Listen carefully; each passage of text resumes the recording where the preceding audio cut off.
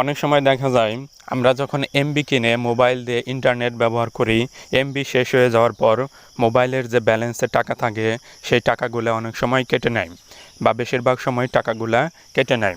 আমরা এই ভিডিওতে দেখব আমাদের মোবাইলে থাকা এমবি যদি শেষ হয়ে যায়, এমবি শেষ হয়ে যাওয়ার পরে থেকে আমাদের মোবাইলের ব্যালেন্স থেকে কোনো টাকা না কাটে, আমাদের মোবাইলের অ্যাকাউন্ট থেকে কোনো টাকা না কাটে, এইভাবে কিভাবে ইন্টারনেট ব্যবহার করা যায়।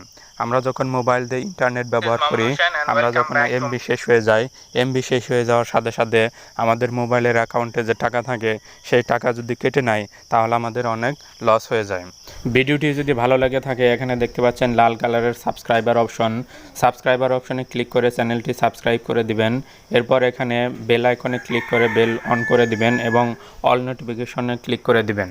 আর আপনি যদি এই চ্যানেলের আরও ভিডিও পেতে চান তাহলে এখানে দেখতে পাচ্ছেন নীল আচল মিডিয়া ইন বাংলা, এখানে ক্লিক করবেন। ক্লিক করে উপরে দেখতে পাচ্ছেন ভিডিওসে ক্লিক করবেন, তাহলে এই চ্যানেলের সবগুলো ভিডিও আপনি দেখতে পাবেন। বন্ধুরা, আমাদের মোবাইলের ইন্টারনেট শেষ হয়ে যাওয়ার পর বা মোবাইলের এমবি শেষ হয়ে যাওয়ার পর মোবাইলের অ্যাকাউন্ট থেকে যেন কোনো টাকা না কাটে, সেই কাজটি করার জন্য এখন আমরা চলে যাব মোবাইলের ডায়ালার অপশনে চালু করলাম।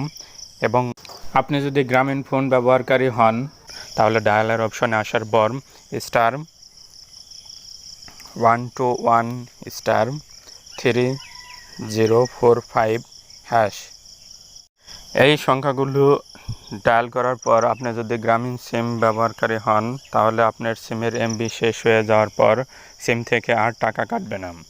এবং আপনি যদি রবি বা এয়ারটেল সিম ব্যবহারকারী হন তাহলে ডায়ালার অপশনে আসার পর *8444*9999#। আপনি যদি রবি বা এয়ারটেল সিম ব্যবহারকারী হন তাহলে ডায়ালার অপশনে আসার পর যদি এই নাম্বার ওঠানোর পর কল দেন তাহলে আপনার রবি বা এয়ারটেল সিমের এমবি শেষ হয়ে যাওয়ার পর মোবাইলের অ্যাকাউন্ট থেকে আর টাকা কাটবে না।